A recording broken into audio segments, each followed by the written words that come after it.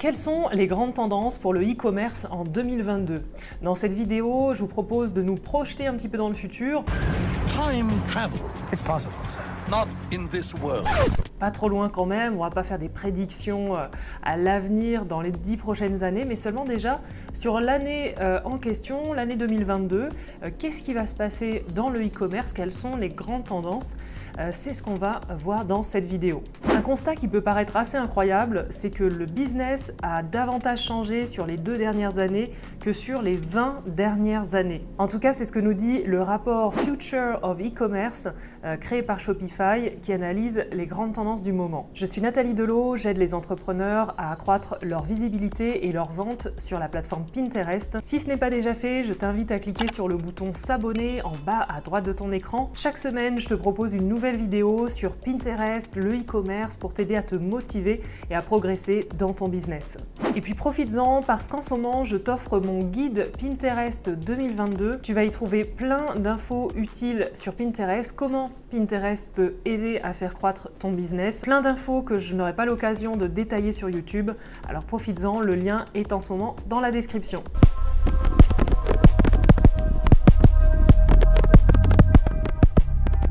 Alors déjà, je tiens à vous dire que les tendances que je vais vous montrer là, je ne les invente pas. Comme je vous le disais, j'ai repris le rapport Shopify Future of E-commerce, un pavé de 139 pages qui résume un petit peu les grandes tendances à venir. Bon, ce rapport, il a été quand même réalisé sur plus de 12 000 acheteurs en ligne et sur pas mal de pays, dont la France, 12 pays en tout. Donc, grosse enquête de la part de Shopify, qui est Shopify, la plateforme e-commerce. Pour ceux qui ne connaissent pas, c'est un agrégateur de contenu, un CMS, sur lequel on va pouvoir créer notre boutique e-commerce. Il existe d'autres CMS pour construire des boutiques e-commerce, mais moi j'ai une préférence quand même pour Shopify qui nous permet de construire des boutiques sans maîtriser une seule ligne de code, qui est assez simple. Les boutiques sont assez simples à réaliser, il suffit d'acheter un thème, ensuite de construire sa boutique sur le back-end, sur le front-end et pas besoin de faire une version mobile puisque c'est automatiquement responsive. Alors première tendance qui explose cette année, c'est la montée du social commerce. Le social commerce, c'est en fait faire du shopping sur les réseaux sociaux. C'est une tendance qui devrait tripler d'ici 2025. Elle est vraiment beaucoup plus présente en Chine où quasiment la moitié des internautes font du shopping sur les réseaux sociaux déjà. Aux États-Unis, c'est 30% des utilisateurs qui font du shopping sur les réseaux sociaux, c'est moins. Et surtout en Chine, qui peut-être nous montre la voie du shopping en ligne via les réseaux sociaux, c'est 10 fois plus de chiffre d'affaires généré qu'aux États-Unis par exemple via cette pratique en fait. Alors comment est-ce qu'on profite de cette tendance quand on a une boutique en ligne, des services, des produits à vendre sur mettons Shopify? Eh bien la première étape, c'est de donner la possibilité aux prospects d'acheter directement sur les plateformes sociales, sur les réseaux sociaux. Et pour ça, en fait, on va pouvoir synchroniser notre catalogue produit avec les différents réseaux sociaux. Par exemple, sur Pinterest, qui est quand même la plateforme où plus de 80% des utilisateurs viennent en amont d'un achat, on peut bien sûr synchroniser notre catalogue produit avec Shopify par exemple. Donc juste à l'aide d'une application, on va pouvoir synchroniser tout notre catalogue qui va être en fait présenté sous un onglet qui va s'appeler Shopping sur le compte Pinterest, sur notre compte. Donc dès l'instant qu'une personne va venir sur notre profil, elle va avoir nos épingles enregistrées, nos tableaux, et puis un onglet Shopping dans lequel elle va pouvoir aller acheter nos produits. Pour l'instant, les achats se font encore sur notre site e-commerce et pas sur la plateforme, mais il se pourrait qu'on y vienne en fait, qu'on puisse acheter désormais directement sur les réseaux sociaux. Alors vous pouvez bien sûr télécharger votre catalogue produit sur d'autres réseaux sociaux, Facebook, Instagram, TikTok, Snapchat, WeChat aussi. Bien sûr tout ça en fonction de là où se trouve votre clientèle. Deuxième tendance cette année, et là c'est pas spécialement une bonne nouvelle pour les business en ligne, en tout cas pour l'e-commerce, c'est l'augmentation des coûts du shipping. Alors quand je dis augmentation des coûts du shipping, c'est l'augmentation des coûts de livraison. Le coût moyen pour faire expédier un conteneur aujourd'hui, c'est environ 10 000 $ et c'est 4 fois plus qu'il y a un an. Donc le coût global du fret par conteneur, vous le voyez, il a littéralement explosé en très peu de temps. Et donc là, il va falloir prévenir plutôt que guérir. On va voir les différentes solutions qui s'offrent à nous pour faire face à cette augmentation des coûts, puisqu'évidemment, on va devoir faire toujours les marges qu'on doit faire habituellement, mais avec un coût de shipping plus élevé. Alors, il faut savoir que les consommateurs en ligne se tournent de plus en plus vers des marques aux valeurs fortes. Ils sont 4 fois plus susceptibles d'acheter d'une marque qui a des valeurs qui leur ressemblent plutôt qu'une autre marque. Alors on nous dit que c'est l'année où on ne va pas faire la compétition sur les prix, mais vraiment sur la marque, sur les valeurs, sur ce qui fait qu'on a une communauté qui s'agrège autour du produit, du service que l'on vend. Les personnes veulent maintenant acheter de la part des marques qui ont les mêmes, qui s'alignent en fait sur leurs croyances personnelles. Donc tendance très importante à tenir en compte cette année, on ne fait pas la compétition sur les prix, à qui fera le moins cher, mais c'est vraiment construire sa marque. D'ailleurs, les consommateurs sont prêts à attendre plus longtemps afin d'être livrés, mais venant de la part de marques qui sont fortes. Alors le mieux évidemment, devant l'augmentation des coûts de livraison, devant l'augmentation des coûts publicitaires aussi, mais ça dépend des plateformes. Par exemple sur Pinterest, dont je vous parle souvent, les coûts publicitaires sont quand même nettement moins chers que sur une plateforme comme Facebook, 10 fois moins cher pour le CPM par exemple. Donc le mieux c'est de construire une communauté qui continue de revenir vers vous. On nous dit que si on devait faire un ratio, on pourrait consacrer 60% de notre budget à la construction de la marque et 40% au marketing avec des performances à court terme. Alors aujourd'hui finalement pour sortir du lot, il faut vraiment s'interroger sur ce qui fait la différence de sa marque par rapport au marché, par rapport à la compétition. Pourquoi votre marque existe? Y a-t-il une histoire derrière votre marque? Quelles sont les valeurs de votre marque? Quels besoins comble votre marque et pour qui? Parce qu'on nous dit finalement, c'est cette expression qui dit que quand on parle à tout le monde, on ne parle finalement à personne. Alors pour vous illustrer un petit peu cette démarche de construction de communauté, on a la marque Skincare, Pai Skincare, donc une marque de cosmétiques biologiques qui elle a vu ses coûts d'acquisition par clic augmenter de 50% sur un an. Donc elle a dû se recentrer sur l'organique.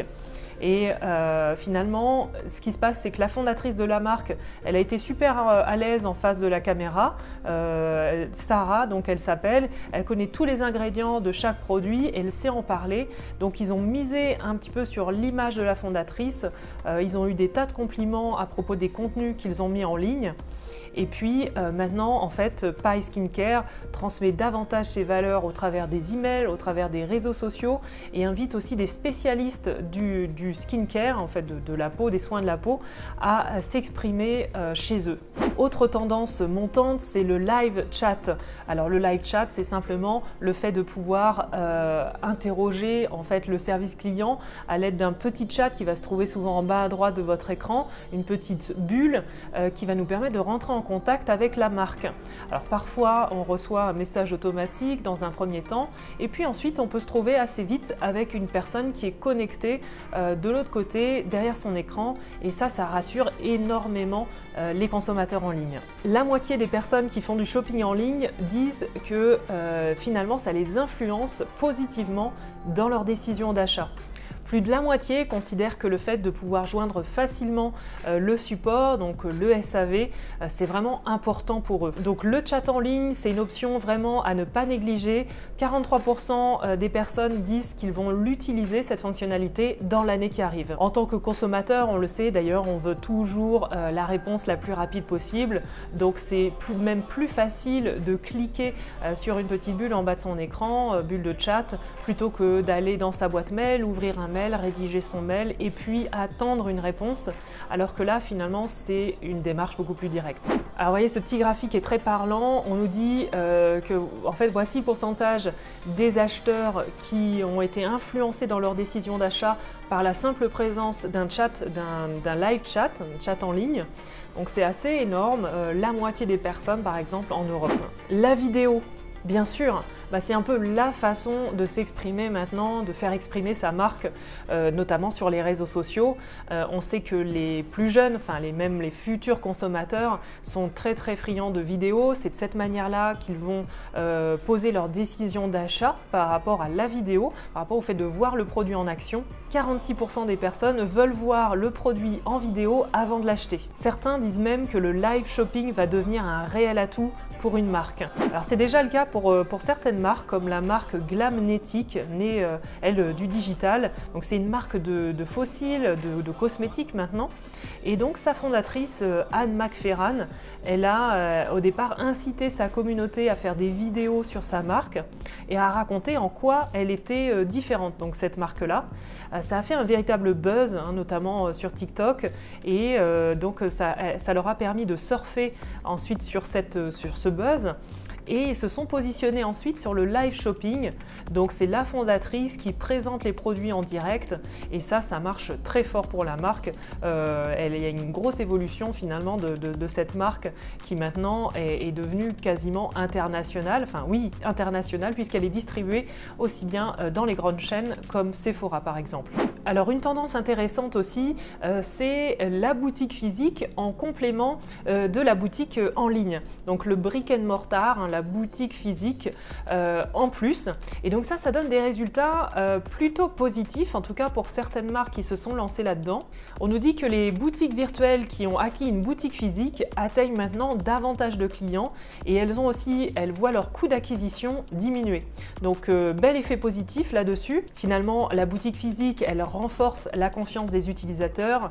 En Europe, on nous dit que la moitié des consommateurs vont davantage acheter chez des marques qui ont une présence locale. Donc ça a une grosse influence sur leurs achats et finalement le meilleur moyen de tester si l'achat d'une boutique physique c'est la solution pour notre boutique e-commerce qui, mettons, fonctionne déjà très bien, eh bien c'est de tester par exemple le pop-up store. Pop-up store, c'est donc cette boutique éphémère qui peut être hébergée soit dans une autre boutique de la même thématique ou boutique peut-être un peu généraliste, soit ça peut être un pop-up store lors d'événements, que ce soit événements musicaux ou autres, toutes sortes d'événements dans l'année. Et à ce moment-là, tester un petit peu le pop-up store pour voir l'interaction avec les clients. Est-ce que vraiment est-ce que les clients viennent plus nombreux déjà avec ce pop-up store pour ensuite peut-être se décider à acheter une boutique physique. Alors acheter une boutique physique, c'est le pas qu'a franchi la marque de lingerie Lively aux États-Unis. Donc en fait, cette marque avait une bonne base de clients fidèles, mais des coûts d'acquisition qui avaient complètement monté en flèche. Il faut dire que la concurrence est rude aussi dans cette niche-là. Donc en fait, ils ont profité de la baisse des coûts d'acquisition pour un local et ils ont acheté une boutique physique. Bon, ils avaient déjà aussi testé en amont les pop-up stores, ils ne se sont pas lancés comme ça à l'aveugle et en fait de cette manière, ils ont augmenté leur panier moyen de 80%. Ils ont profité du fait d'avoir les clients en face d'eux pour leur proposer vraiment du plus, une expérience personnalisée d'achat, du conseil. Par exemple, prendre les mensurations de la personne, etc. Et ça a fait effet boule de neige. Non seulement le panier moyen a été plus élevé, 80% plus élevé, et en plus, le bouche à oreille a bien fonctionné. Si on devait résumer un petit peu les tendances à venir, se faire une idée globale de ce qui nous attend, donc on a la montée du shopping sur les réseaux sociaux, ce qui n'est pas une surprise, mais uploader son catalogue produit en ligne, ça va être quand même une très bonne solution. Là, ça devient urgent. On a aussi le fait d'avoir des chats en ligne qui aident beaucoup les clients à prendre leurs décisions d'achat. La vidéo évidemment qui monte, faire des vidéos par rapport à ces produits, les mettre en action, ça aide également les consommateurs à se décider. La boutique physique en complément d'une boutique virtuelle, eh ben, pourquoi pas, ça peut être une solution pour faire baisser ses coûts d'acquisition puisqu'on a vu que les coûts de livraison, eux, augmentent. Donc évidemment, il faut trouver d'autres solutions. Et vous, est-ce que vous avez déjà mis en place certaines de ces tendances qui montent? Dites-le moi en commentaire. Est-ce que vous avez mis par exemple en place le live chat, la vidéo ou autre? Dites-le moi, ça se trouve il y a aussi des tendances que j'ai pas évoquées ici mais que vous avez repérées. Faites-moi part de vos remarques en commentaire à ce sujet-là. J'espère que cette vidéo t'a apporté en tout cas des infos concrètes sur ce qui va suivre pour anticiper la suite. Si c'est le cas, like cette vidéo et puis surtout abonne-toi si tu souhaites chaque semaine que je te motive au niveau e-commerce, que je te donne un petit peu les tendances à venir, que tu puisses anticiper la chose. Je fais régulièrement des vidéos sur Pinterest aussi puisque c'est ma spécialité. Et puis je te rappelle qu'en ce moment tu peux accéder à mon guide Pinterest, tu peux l'obtenir en description. Profites-en, pour le moment c'est offert. Je te donne vraiment tout un tas d'infos sur comment lancer ton business sur Pinterest, en quoi Pinterest peut être utile pour la croissance de ton business. C'est plein d'infos concrètes pour ton passage à l'action. Allez, je te dis à très bientôt et n'hésite pas à me faire part de tes commentaires ci-dessous.